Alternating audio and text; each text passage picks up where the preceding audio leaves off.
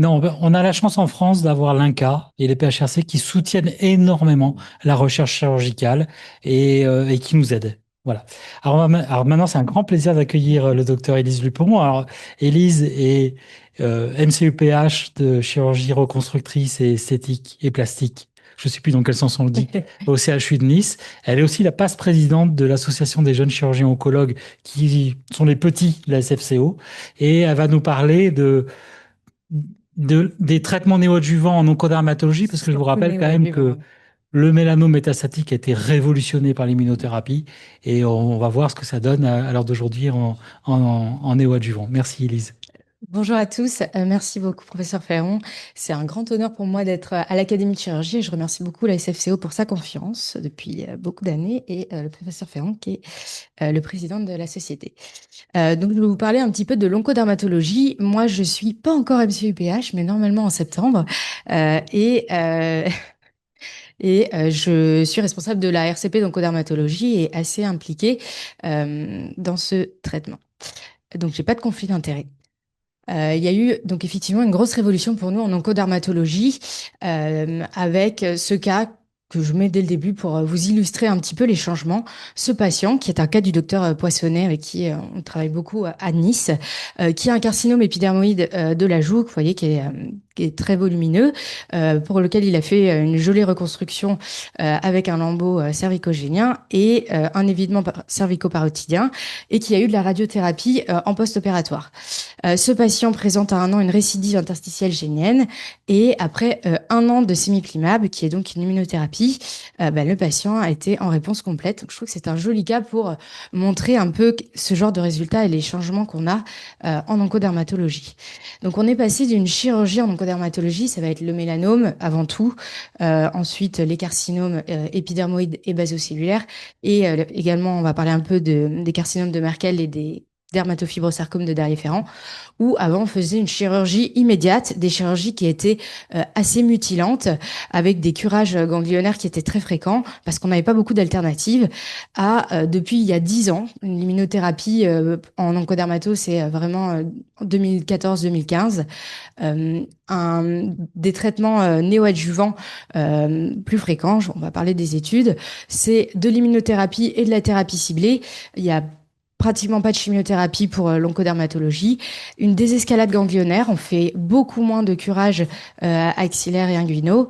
Et on a une chirurgie qui va être vraiment adaptée à la réponse à l'immunothérapie et donc des RCP qui sont très importantes pour nous.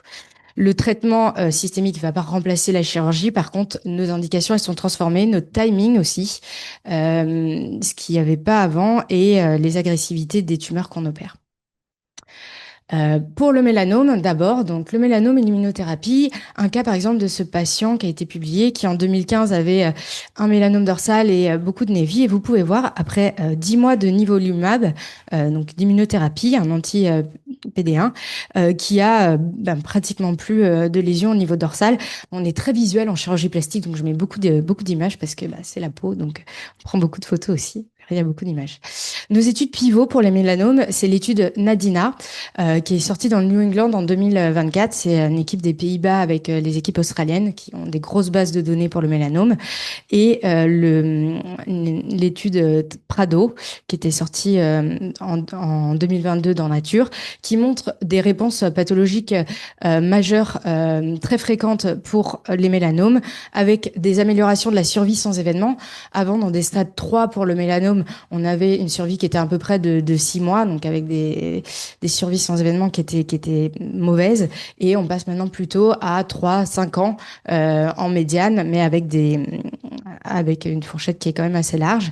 Et on a une désescalade chirurgicale. Donc la réponse tumorale préopératoire qu'on va suivre, c'est vraiment notre outil de décision. Et on discute beaucoup avec les dermatologues pour savoir, voilà, quelle est la meilleure fenêtre de tir pour opérer et est-ce qu'on opère toujours ces patients. Donc cette étude que je vais présenter brièvement, l'étude NADINA, c'est une étude de phase 3 qui survient après une étude de phase 1 et 2 qui avait montré des bons résultats de l'association nivolumab plus ipilimumab en néoadjuvant pour le mélanome contre nivolumab seul. Donc, c'est pour les mélanomes de stade 3 qui sont résécables. Donc, c'était entre 2018 et 2023. Et cette étude randomisée qui est sortie dans le New England avait inclus 423 patients et montrait finalement dans le groupe néoadjuvant 83,7% de survie sans récidive. Donc, c'est vraiment très important par rapport au nivolumab seul en adjuvant. Donc, le traitement néoadjuvant a permis d'avoir une survie sans événement significativement augmentée avec une réponse pathologique majeure à 59% dans le groupe néoadjuvant. C'était la première étude, donc c'est récent, hein, c'est 2024, c'est la première étude randomisée de phase 3 qui confirmait la supériorité du néoadjuvant sur l'adjuvant dans le mélanome de stade 3 résécable. Et l'impact pour le chirurgien qui fait de l'oncodermatologie, ça va être que avant les reprises chirurgicales, il va souvent y avoir des cycles d'immunothérapie et donc au lieu d'emblée de faire la chirurgie comme on faisait avant, maintenant on va attendre 3 ou 4 cycles, on en discute avec le dermatologue, d'immunothérapie avant de faire notre chirurgie. Pourquoi l'immunothérapie néoadjuvante, elle marche pour le mélanome? Un petit peu de physiopathologie rapidement. Parce que quand la tumeur est in situ, les antigènes tumoraux sont présents et donc les anti-PD1 vont pouvoir agir directement en faisant une activation lymphocytaire massive. Et donc, lors de la chirurgie, on va avoir un système immunitaire qui est déjà armé et donc une réponse post-opératoire qui va être plus longue, plus durable pour ces patients. Alors que quand on était en adjuvant, eh bien, finalement, il y a moins d'antigènes circulants et c'est probablement la raison pour laquelle ça fonctionne mieux en néoadjuvant. Quelques images qui était donc là c'est un traitement d'immunothérapie qui s'appelle le TVEC, c'est des injections sous-cutanées mais c'est de l'immunothérapie aussi. Une réponse complète chez ce patient entre la baseline que vous voyez ici à 57 semaines de TVEC, des réponses partielles ici, donc le premier cas en haut sur une face antérieure de jambe avec la baseline et vous voyez à 31 semaines une réponse partielle donc à plus de 30% et un autre cas au niveau d'un talon où vous voyez ici la baseline et à 18 semaines la réponse partielle. Donc c'est pour ça qu'on dit qu'on suit en fait et qu'on discute avec nos dermatologues pour savoir bon est-ce qu'on est en réponse complète, partielle ou parfois eh ben pas du tout de réaction à l'immunothérapie, ce qui est possible aussi. C'est pas non plus, ça marche pas à tous les coups. Par exemple, chez cette patiente qui a eu un décès après une injection de TVEC et avec une forme rapidement progressive. Donc ça, c'était pour l'immunothérapie en néoadjuvant dans le mélanome. L'immunothérapie, elle a aussi beaucoup changé notre gestion ganglionnaire dans le mélanome. Donc avant, dès qu'on avait des métastases lymphatiques, donc dès qu'on avait un ganglion sentinelle positif, il y avait un curage régional qui était quasiment systématique avec toutes les morbidités qu'il y a, donc les lymphœdèmes, les douleurs, les problèmes cicatriciels. Donc on n'est plus du tout maintenant dans cette logique. On fait vraiment moins de curage. Là actuellement en 2026, on est plutôt on fait une épargne du curage si le GS même est positif et on va de plus en plus faire une surveillance rapprochée. Si jamais on opère, quand on fait des curages, ça va être quand on a une maladie qui est ganglionnaire macroscopique, donc vraiment à l'imagerie une adénopathie, mais c'est plus le GS qui va conditionner le fait ou pas de faire nos curages. Donc on pourrait se dire bon bah alors du coup il y a plus d'intérêt à faire de GS, il y a quand même toujours un intérêt et le docteur Faris qui est à Cedar Sinai à Los Angeles a beaucoup publié dessus. Il faut quand même toujours faire le GS. On a un intérêt pronostique actuellement et de plus en plus il aide en recherche clinique pour établir des biomarqueurs qui nous permettraient plus facilement de prédire ces réponses. Donc, on est vers un abandon du curage systématique quand on a un GS positif. Quand le curage est indiqué, on fait une immunothérapie, on attend 3 cycles en général. Le dermatologue refait une imagerie pour voir s'il a bien répandu, puis on fait le curage ciblé ensuite quand on a une maladie macroscopique. Et le GS devient plutôt un outil biologique pour un traitement optimal et de stadification. Les conséquences pour le mélanome, donc je redis un peu ce que j'ai dit tout à l'heure, mais on est passé d'une résection maximale d'emblée à un traitement, d'abord d'immunothérapie, puis chirurgie dans les stades avancés et les curages de moins en moins fréquents. Donc, on va toujours suivre notre réponse à l'immunothérapie avec nos dermatologues. L'anti-PD1 pour les carcinomes épidermoïdes avancés a également fait sa place dans la stratégie périopératoire. En néoadjuvant, on obtient des réponses complexes à 50% avec le sémiplimab. On a dans le suivi des réponses qui sont associées à des résultats oncologiques encourageants également dans une étude du Lancet qui est publiée en 2023. Et on l'utilise également en adjuvant dans les carcinomes épidermoïdes à haut risque. Euh, donc, il a une réduction potentielle des chirurgies qui sont mutilantes. Je vais vous montrer quelques images qui parlent mieux. Et notamment dans cette étude de phase 3 de non-infériorité qui est sur les carcinomes épidermoïdes de tête et cou. C'est là qu'on a un peu les résultats les plus bluffants parce qu'on peut passer de indication d'exentération il y a quelques années à maintenant possibilité de conservation oculaire et des chirurgies beaucoup moins mutilantes. Donc dans cette étude de 2021, qui est unicentrique, les anti-PD1 ont été utilisés pour des carcinomes épidermoïdes résécables et avancés de stade 3 et 4 de tête et cou, 2 doses de sémiplimab, et on a obtenu, donc il n'y avait que 20 patients d'inclus, mais une réponse pathologique complète dans 55% des cas. Vous voyez sur l'image, visuellement c'est très parlant, donc toujours en oncodermato, avant le traitement, une tumeur qui est vraiment très importante et un relief qui est très très diminué en post-opératoire. Donc cette immunothérapie, le sémiplimab pour les carcinomes épidermoïdes, elle a induit un taux de réponse élevé, un taux de réponse pathologique élevé. Ça nous permet d'avoir des chirurgies, donc surtout au niveau IRL, moins destructrices et avec une radiothérapie adjuvante, souvent quand même. Et cette réponse pathologique, elle nous permet de prédire des résultats aussi à long terme de durabilité de la réponse. Dans le dermatofibrosarcome de Darrier-Ferrand, moi j'ai un peu un biais de recrutement parce que c'est vrai que je les ai beaucoup. On fait une anatomopathologie particulière maintenant d'analyse qui s'appelle le SLOMOS, où on va, pour ces pathologies-là, où on peut avoir une cartographie très précise de où reprendre la lésion. Donc ça, c'est un cas que j'ai eu en 2024. Donc bon, c'est une patiente qui était dans le déni. Elle est restée avec ce dermatofibrosarcome de Darrier-Ferrand qui est atroce. Et on avait initialement un contact hépatique qui était vraiment très volumineux. Donc on a fait de l'imatinib pendant 2 mois. On avait pu avoir une régression tumorale qui était quand même assez importante. On a fait l'opération en double équipe avec les chirurgiens digestifs pour pouvoir mettre une plaque pour la reconstruction abdominale. Moi, j'ai enlevé la tumeur. On a mis une plaque et puis une reconstruction qui a été possible après. La NAPAT répondait marge saine malgré l'importance de la tumeur. Quand on l'a opéré, on a décidé de le faire en un temps. On en avait discuté. On n'avait pas envie de laisser le foie à l'air pendant 2 jours et on n'avait pas forcément accès au SLOMOS à ce moment-là.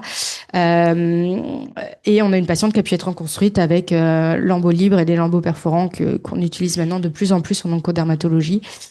Malheureusement, cette patiente a récidivé à 2 ans. Enfin, elle n'a pas récidivé vraiment. Elle a fait une métastase au niveau susclaviculaire, au contact du plexus brachial, et on l'a opérée. Ça, ce sont des photos de lundi que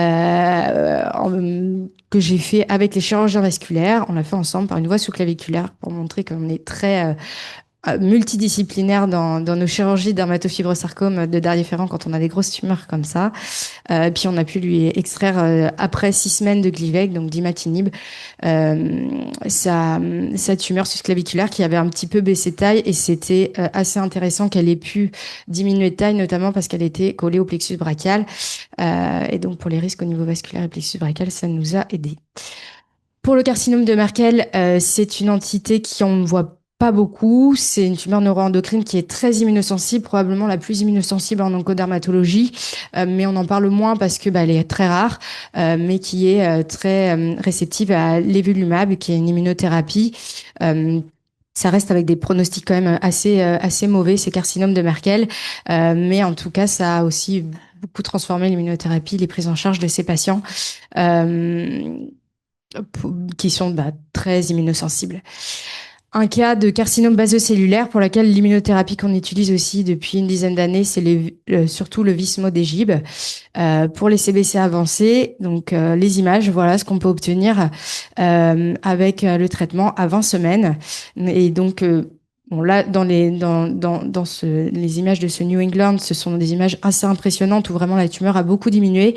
Très souvent, quand même, pour le carcinome basocellulaire par rapport au carcinome épidermoïde, on a besoin d'avoir une reprise chirurgicale et il reste, par rapport au mélanome, on va avoir une immunothérapie qui est moins durable. C'est-à-dire qu'on va avoir une réponse pathologique qui va être moins durable.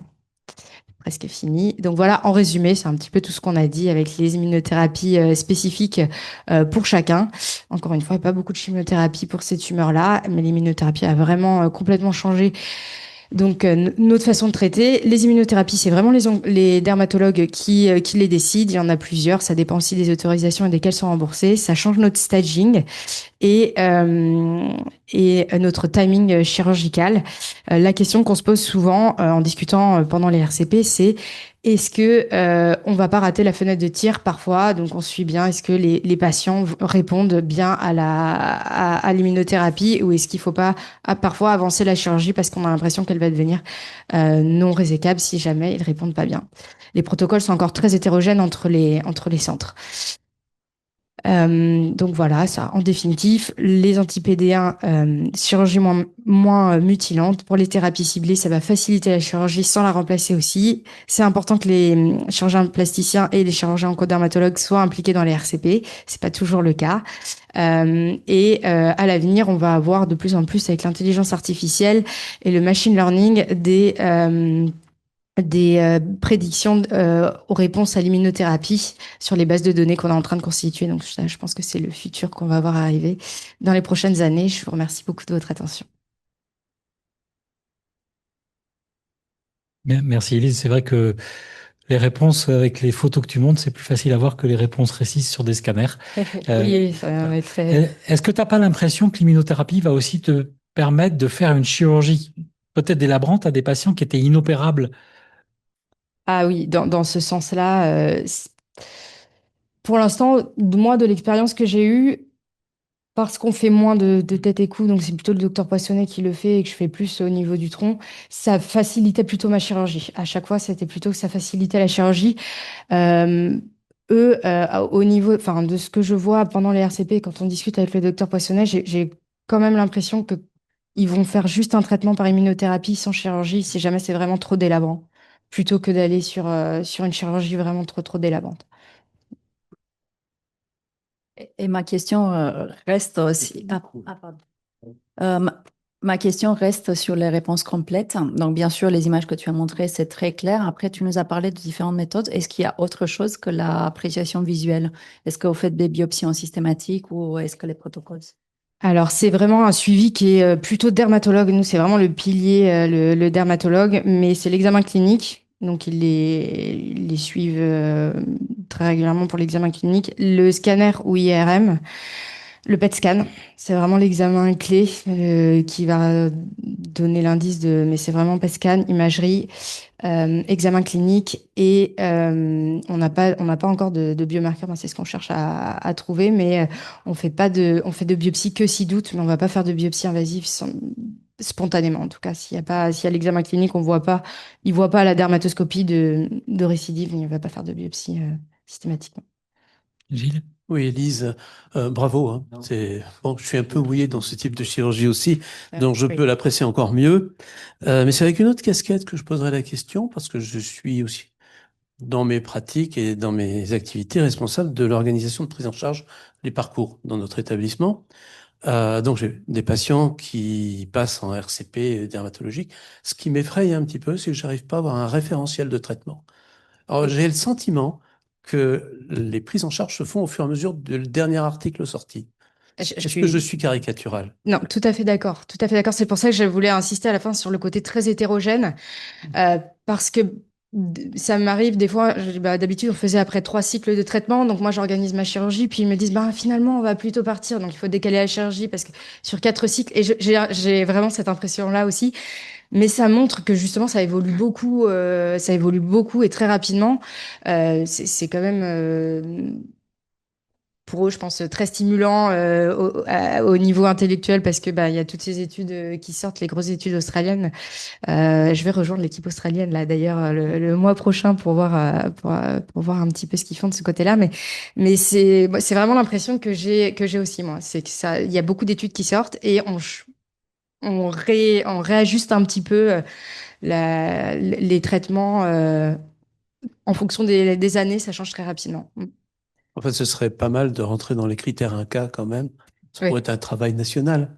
oui, gros travail national. Ouais. C'est aussi que l'oncodermatologie est une spécialité jeune et qui a beaucoup Oui. travaillé sur la maladie métastatique et qui découvre depuis, on va dire, 10 ans le néoadjuvant, contrairement à d'autres spécialités. Merci beaucoup, Élise. Ah, Merci pardon, beaucoup. Philippe avait une question. Oui, Excusez-moi. oui, je voulais vous remercier pour ce très bel exposé. Vous avez évoqué à la fin l'arrivée de l'IA dans vos indications et dans l'appréciation de la réponse potentielle et d'une personnalisation des soins. Vous êtes au tout début de l'aventure, là, c'est ça? Ouais, on est probablement moins avancé que pour le sarcome des tissus mous. Je vois par exemple, parce que j'ai des collègues qui ont fait quelques présentations dessus. Donc oui, enfin moi ça m'intéresse particulièrement à ce sujet de l'intelligence artificielle, mais il commence à avoir des études avec du machine learning où on commence à avoir des grosses datas et on va commencer, je pense, à pouvoir faire de la prédiction de plus en plus précise. Mais on est encore au début de ça, ouais. Mais par contre, je pense vraiment, moi, que ça va, vraiment dans les 2 prochaines années, on va avoir de la prédiction beaucoup plus précise avec l'IA, ouais. Vous avez une base de données européenne pour ça, parce que c'est quand même pas des tumeurs très fréquentes, donc Alors, par exemple, pour les carcinomes de Merkel, ce genre de tumeurs, pourquoi on n'en parle pas beaucoup? C'est parce qu'elles sont vraiment très rares et voilà. on n'a pas grand-chose. Euh, Personnellement, je suis pas impliquée dans. Je pense que ça doit être plus les dermatologues spécifiquement pour ces grosses datas, ça, je pourrais pas vous dire vraiment s'il y a des registres vraiment actuellement mis en place en France pour le machine learning. Je pense pas. Merci, merci, Élise. Et bravo pour ton parcours. Patrick Guillot, dermato-onco à Bordeaux. Est-ce il y a encore une petite minute pour une remarque? À 1 minute alors. Ouais, voilà. Élise a parlé fort justement de la chirurgie de Mohs, mais n'avait pas le temps, bien sûr, de la développer. C'est vrai que dans la pratique chirurgicale, ça a été une révolution. Ça a été créé à Ambroise Paré en dermato à Boulogne, et puis à Bordeaux, nous avons créé la deuxième école de Mohs provinciale.